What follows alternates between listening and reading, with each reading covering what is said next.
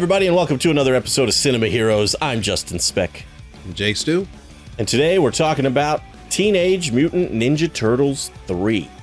Released in 1993, written and directed by Stuart Gilliard, and starring Sab Shimono, Stuart Wilson, Paige Turco, Elias Koteas.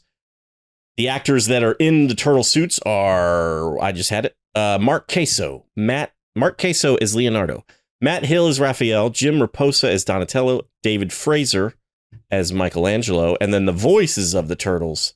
We've got Brian Tochi as Leonardo, Tim Kelleher as Raphael, Robbie Rist as Michelangelo, and Corey Feldman is back as Donatello. And Splinter is different too. Where's Splinter? James Murray is Splinter this time around rather than Kevin Clash, who I know played him in the first one. I don't know for sure if he played him in the second one, but anyway, this is the third movie of the live-action Turtles franchise from the early 90s, and not a great movie.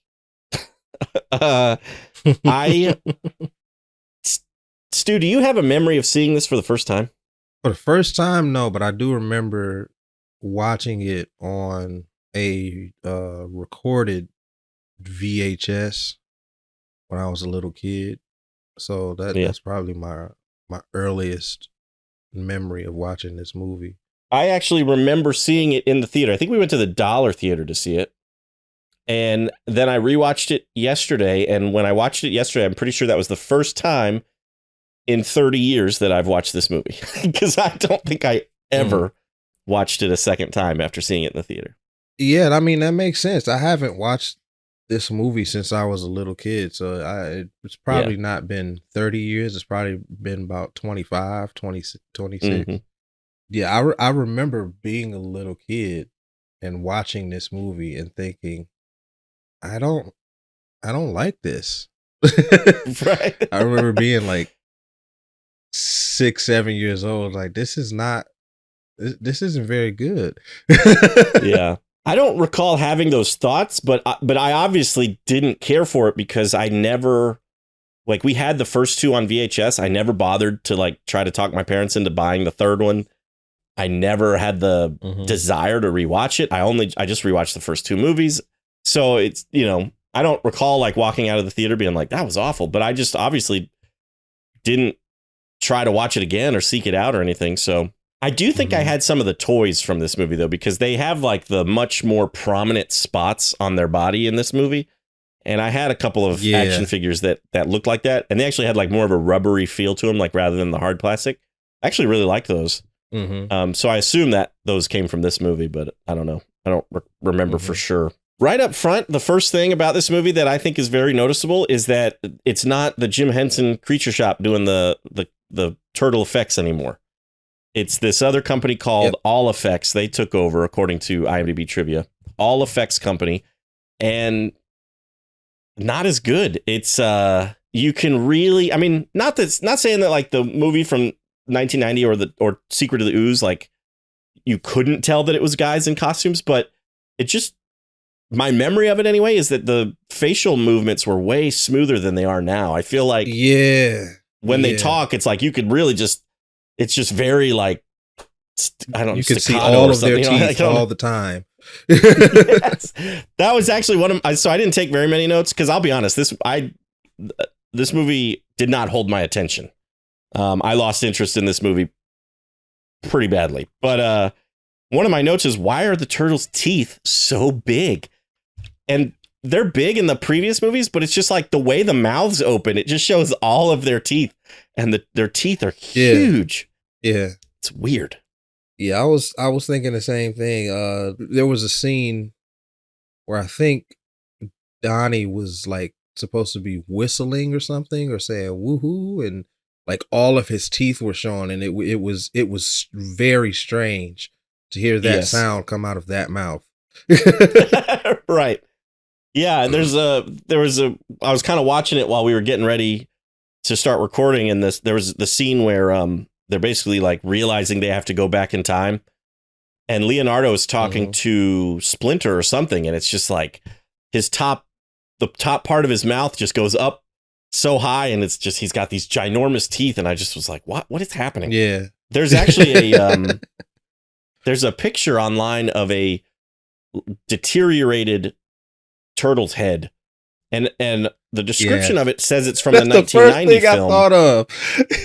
Yeah, it's terrifying because like the rubber has deteriorated, so it's just exposing all those teeth.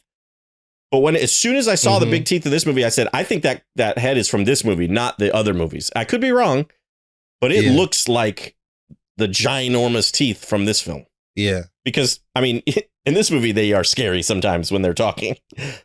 Oh, yeah, for sure. So the whole premise of this film is April. So I was confused right off the bat because April comes down to the sewer. First of all, we start in 1603 feudal Japan. We see a little glimpse of Prince Kenshin and the woman whose name I think is Mitsu or something like that. And he gets dragged off by like the honor guard or something. And then we're in New York and we have an opening titles sequence of the turtles dancing, even though I guess they're supposed to be training, because Raphael gets all upset and he's like, what are we doing this for? We're just day in and day out. We're killing ourselves for nothing. And I'm like, you're killing yourselves by dancing? But dancing? Yeah, it was kind of weird. And then April shows up and she has all these bags, but she says she's going on vacation. And I remember thinking, she does talk about going to the flea market, but I was just like, she should have just come back from vacation and these are all the souvenirs she bought. That would make way more sense than I'm about to go on vacation. Here's a bunch of gifts for you. It was weird to me. She said she bought them all at the flea market. I guess it was to apologize for leaving them for going on vacation. Like, I don't know why she's buying them gifts. Other than she was at the flea market, she saw stuff that she thought they would like. I guess she was just being nice. But she finds a scepter. She doesn't even know what it is, but she bought it for Splinter because it looked Japanese. And I guess she thought he would like it. And it happens to be a time travel device. And Kenshin in feudal Japan picks up that same scepter and they swap places. And I wrote a note that, and this is not really a big thing, I just noticed it, that obviously they needed the scepter to be in the same place. So that way April could be dissolved out of the shot. And then the guy who plays Kenshin could be dissolved in and they'd be standing in the same place holding the same thing. So they obviously mounted that scepter there because when April is like there's kind of like lightning or like wind and stuff. She's like reacting to that. She's moving her entire body, but that scepter stays in the exact same spot. It does not move at all. And it looks really silly. And then they swap places. He's wearing April's clothes. She's wearing his clothes, except she still has her Walkman. So the Walkman was able to travel through time. Yeah, I was like, how is she not in her own clothes, but she still has her Walkman? Yeah, it didn't. Yeah. And it was just so they could do the little gag of the Walkman playing and them thinking she's like a witch and they destroy the Walkman. But yeah, I wrote that note too. I was like, okay, so they swap clothes, but she gets to keep the Walkman and the headphones. Okay. And then this movie has the most absurd rules about time travel. Like they have to have the same weight in order to. So first of all, they have to, I guess, somebody has to be holding the scepter back then and right now at the exact same time. Just happened to be at the same. Well, I guess time is, I guess, relative in this instance, but they have to be, two people have to be holding it and they have to weigh the same in order to switch places. Now, I'm just guessing here, but I would assume that these giant turtles weigh a whole lot more than those honor guard men from feudal Japan. Yeah. Yeah. So that was a rule that I thought was ridiculous and didn't need to be included. I think they included it because they didn't want just anybody to time travel at any given moment. Because, if they hadn't included that rule, then Yoshi might have been switched out with Master Splinter. Right. And they were trying to avoid that. I think. I gotcha. I could be wrong, but yeah, no, I mean, I guess that makes sense, but it just seemed weird. It just seemed like a strange rule, and it like in April, and I don't even believe that April and Kenshin would weigh the same. I think he would weigh more than she does. Right. But what do I know?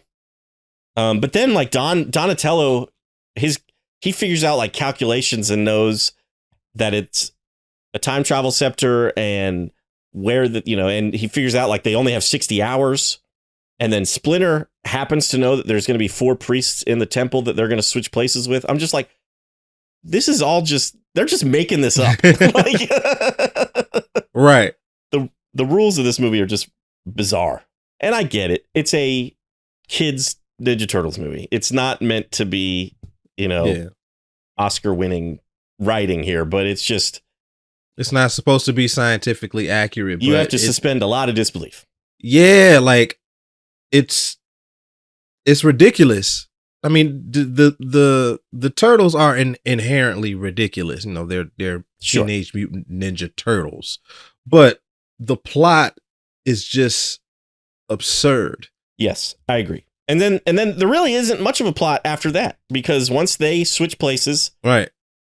Casey Jones is completely wasted. He's brought in to just babysit the Japanese guys while they're in present day and make sure they don't cause any trouble or whatever. He's told he's watching after Splinter. By the way, his wig looks terrible. Yeah.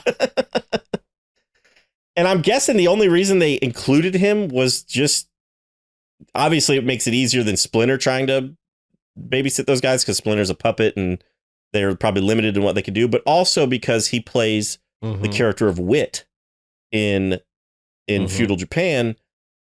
And they could have cast anybody in that. It didn't necessarily have to be Elias Koteas to play Casey Jones, but it is for some reason.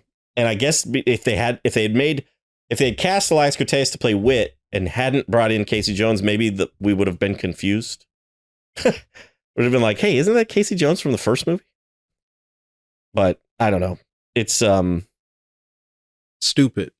Yeah. So anyway, Casey Jones is just kind of wasted. He's just a glorified babysitter in the movie. And so once they get back in time, the whole premise of the movie is they're trying to save April and then get back to the present. And they get a little split up. Mikey gets kidnapped and he's the one that has the scepter. They lose the scepter at one point. Then Yoshi, the little boy, has the scepter and gives it back to him. And then there's this whole idea that like there's this white guy named Walker who is trying to supply guns, I guess, to the Lord, I forget his name, Lord Norinaga, for his like war that he's fighting. Why are they fighting? I don't know.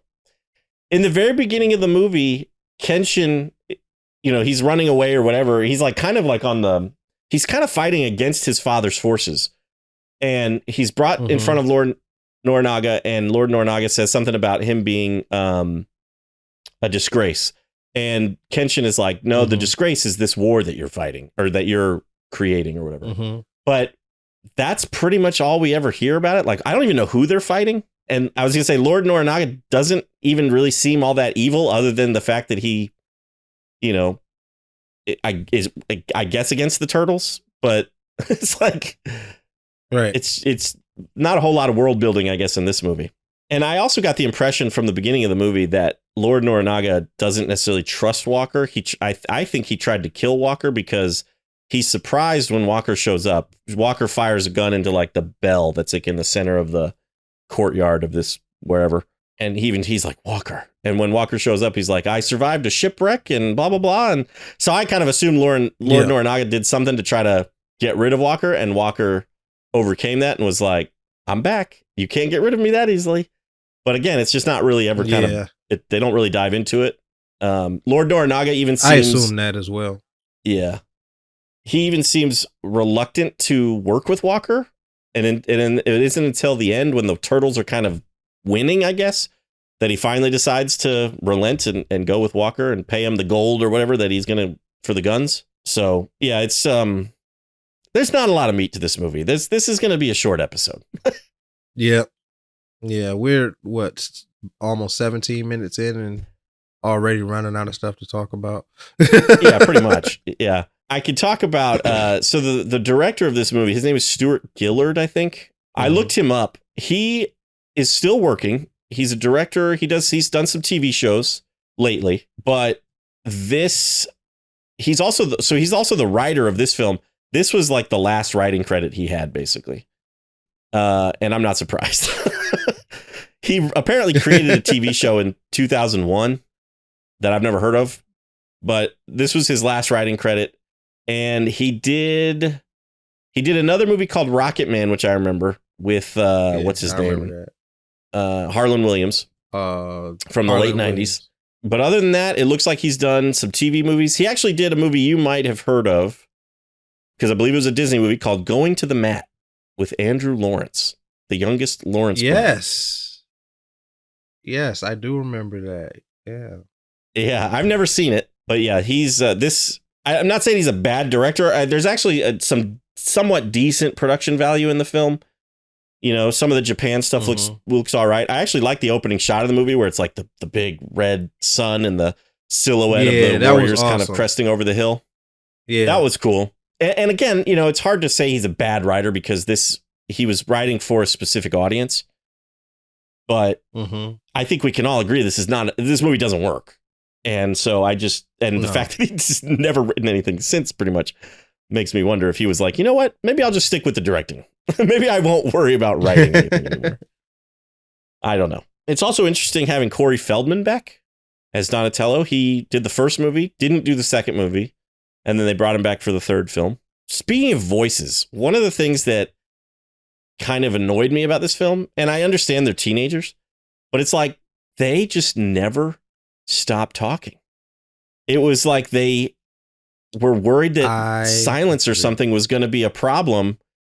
And anytime anybody has a line of dialogue, it's like in the background, they're always just being like, oh man, whoa, go crazy. It's like, they just never shut up. Yeah. And there are times where it was obvious that they weren't supposed to have a line because like the mouths aren't moving, but they did the voiceover anyway to just throw some more dialogue in there. And one thing that kind of bothers me about all of these movies, all three of the live action ones, for the most part, all their personalities are the same. Yeah. Like Raph has the most personality out of all of them, but throughout a lot of the time in these movies, they all act like Mikey. Right. Yep. It bothers me. It's like y'all didn't want to like develop these characters like personalities. Like we just gonna put a blanket personality over the blanket personality over these characters and you know, just, you know, it is what it is. It's always bothered me. That's something that I prefer. That's one reason why I prefer a lot of the animation over live action, because in animation, they all feel like completely different people. When it comes to these three movies specifically, they feel like the same turtle. Yeah, and I would argue that even the 80s cartoon show, the one that I grew up with that I love, they all feel pretty similar on that as well. And so it wasn't really until the later iterations that they started really kind of developing those personalities a little bit better. And there's little like hints of who they are. Like, you know, when April brings the gifts, you know, Donatello's all excited about the whatever like TV it is with the cathode tube or whatever. He's like, boss. So like we know he's the smart one. But once they get to Japan, there's obviously not really a lot of technology for him to be interested in. So he's just Mikey for the rest of the film. Right. And Leonardo's supposed to be like the serious leader of the group, and he's not in this movie. He is not. He's just like the rest, you know? Teenager. Honestly, like you said, Raphael's the only one with kind of a personality. Yeah. And that's just grumpy. Right. I think another reason why, obviously the budget was kind of slack. I mean, it's still, like I said, it has some decent production value here and there, but I think the budget was less than it was for the previous two movies. And part of that, you can just tell with the turtle design, like when they're in the Japanese, like samurai costumes, you could just see where the head of the turtle costume like sits over. It's like it's just two different pieces. Obviously, it's very very noticeable. And also, they couldn't get, I assume, Kevin Clash back or the guy who played Raphael in the other movies, and so it feels like a knockoff. Like Raphael doesn't sound like Raphael to me, and Splinter sounds like somebody doing a Splinter impression. You know, so it just it feels like a cheap version of the Turtles. Right. The music is done by John Duprez, who did the first two movies. And I like really noticed the music in those first two movies. I don't really notice it in this movie. There was one time where I kind of heard a similar like theme from the first movie or first two movies, but that was it. It was like there was, it was in the very beginning when Kenshin basically is sent to his room and he's all upset and he's like throwing stuff around and like the scroll that like rolls out and it has the picture of the turtles, which again, don't understand that at all. He sees that and we hear like a little dun dun dun dun dun. It's just like a little musical motif or whatever from the first film. That's the only time I really recognize the music. That's the only time I ever really heard like the theme. So I don't know if it's just drowned out by a lot of the other stuff or what, but I didn't really notice the music as much in this movie as I did in the first two movies. I didn't really notice the music in any of the movies, to be honest. I bet you if I were to play a track for you right now from the first or second movie, you'd be like, "Oh yeah," you'd remember it. But maybe not. Maybe I'm wrong. This is a struggle to talk about this film because there's just like I said earlier, there's not much meat to it. Nothing happens. What I found out about? No, I agree that nothing happens. You know what I found out about Paige Turco? She is now divorced, but she used to be married to someone that we're familiar with named Jason O'Mara. She used to be married to Batman. Oh. They were married from 2003 to 2017. So I thought that was interesting. I don't know how they crossed paths, but yeah, Paige Turco, 4 years after this movie came out, married Jason O'Mara, who would later go on to voice Batman. Has nothing to do with this movie other than the fact that it's Paige Turco, but I thought I'd mention it. What year was this movie released? 93, same year as, actually, I'm pretty sure it's 93. The back of my DVD case says 92, actually. IMDb says 93, so I'm going to go with 93, which is kind of crazy. The first one came out in 90. So they pumped these out back to back, basically. Okay, so apparently Corey Feldman was invited back because they felt bad about not casting him for Secret of the Ooze. Right. But when he asked for more money, they was like, nah, you was in rehab. And then gave him the same measly paycheck he got for the first one. Yeah, I'm like, I don't know what that has to do with the work that he's doing. Right. Like that's a completely separate. That's stupid. It is, and I read that little trivia fact too, and I didn't understand it either because it says they felt bad, so they're like, "Hey, Corey, sorry we didn't put you in the last movie. We'd like you to be in part 3." He's like, "All right, well, could I get paid a little bit more this time around?" They're like, well, "No, you were in rehab." He's like, "What?" It just doesn't make sense. Like they felt bad, but then they don't want to give him more money. It's just weird, right? But he ended up doing it. I'm wondering if he was. I mean, I don't know Corey Feldman, a lot about Corey Feldman's history, so I don't know what was going on with him in the early 90s, but maybe he was, if he was in rehab, maybe he was down on his luck. Maybe everything. He was just needing any money he could get, so he took the paycheck, but I don't know. Probably, yeah. He was doing everything, so he probably did need the money, but I mean, again, that has nothing to do with his work. I think that's like super unprofessional on the producer's part. Yeah, I agree. I'm curious what the other actors got paid to voice the Turtles, especially like Brian Tachi and Robbie Riss did all 3 movies. So it's the same voice of Leonardo and Michelangelo for all 3. Did they get paid the same? Right. $1,500 is what that trivia says for all 3 movies. That's nothing. $1,500. That's terrible. I realize it's not, they're just going into a booth and saying some lines, but like, still. Do you remember the TV show that followed this series, this franchise? I've seen pictures of it. I don't remember when it came out or anything. Like I must have just blocked that. I remember there was like a Turtles musical like rock tour that they did, and that looked terrible to me even as a kid. I was like, this is garbage. But that show you're referring to, I think it's called like The Next Mutation.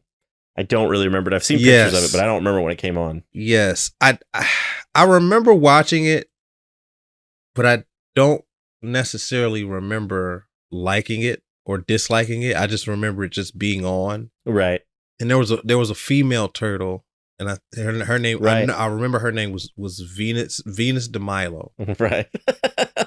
What was her color? You know, did she have like, was it pink? I assume maybe her like bandana or whatever. No, I think it might have been light blue. Oh, okay. Yeah, it might have been. It might have been light blue. Mate, well, I'm on IMDb. Let's look. There's a female turtle now, like currently in the comics. Oh, really? And her Venus de Milo? Her color is no. She's actually I think she's a human that was turned into a turtle. Oh, interesting. Yeah, it was light blue. Yeah. Okay. Their masks look weird too. So like Donnie, Mikey, and Leo, they had masks that like covered up their whole face except for their mouth. Oh, weird. And then Raph had pretty much a traditional mask.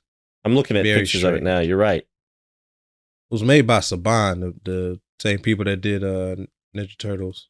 Or not Ninja, Power Rangers. Oh, right. I wonder if any episodes of this are on YouTube. Not that I would probably even make it through one, but just curious to see it. Speaking of masks and looking weird, in this movie, I noted, and I was curious if maybe this was how the performers in the suits were able to see. But if you look at like where the bandana kind of meets their face, like the bottom part, on every turtle, there's like these gaps right below their eyes, kind of like a gap in between the bandana and their face, and it looks a little odd. But I wondered if that was like how the performers were able to see out of the mask. I think so. I wouldn't doubt it. Yeah, I wouldn't doubt it either.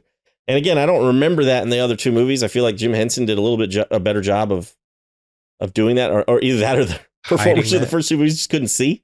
I don't know, but but this one I didn't think looked very good. I also I recognized one of the actors, John Aylward. I was trying to figure out where I recognized him from. He played Niles. I was trying to figure out where I recognized him from, and it turned out that it was ER. Oh my, you're right.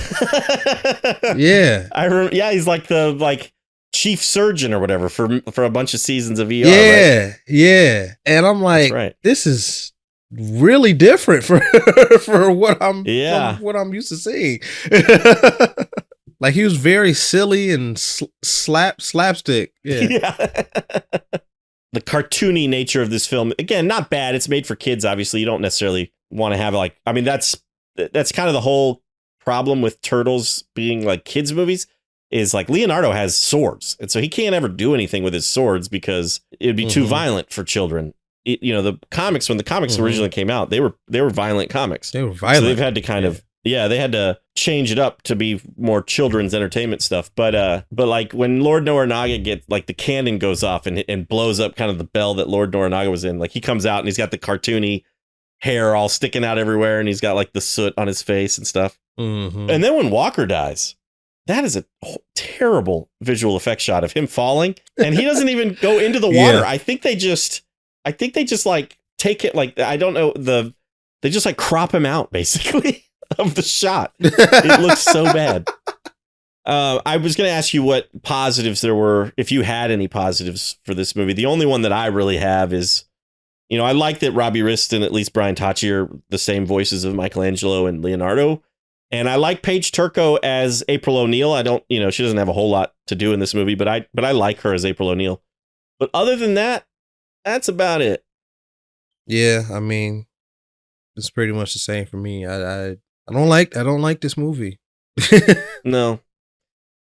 This is a short episode, but I think we could go ahead and get into a rating. I really don't know what else we could really talk about with this film. Thank God we can start rating this.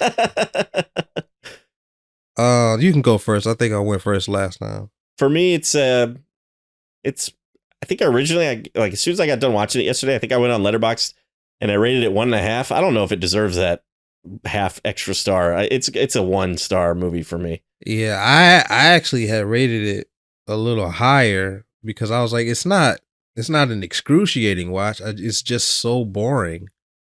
Yeah. So I think, because I originally had it at a 2.5, I think I'm gonna drop it down to a 1.5. Yeah. Yeah, and you're right. It's not like offensively bad, so maybe I'm being a little harsh on it, but it's just not. Mm-hmm. Yeah, it doesn't hold my interest at all, and the effects look bad and stuff. So it's yeah. I didn't even bother coming up with anything. I just said star. So that's how much we're just ready to move on. 1.5 throwing stars. There you go. I guess 1 time scepter for me. 1 out of 5 time scepters. All right. Well, got that one out of the way. We were discussing about how we've done a lot of good superhero movies and we've been kind of putting off some of the bad ones. And so it's that time. We got to start doing some bad movies. So I guess we'll have some short episodes here and there.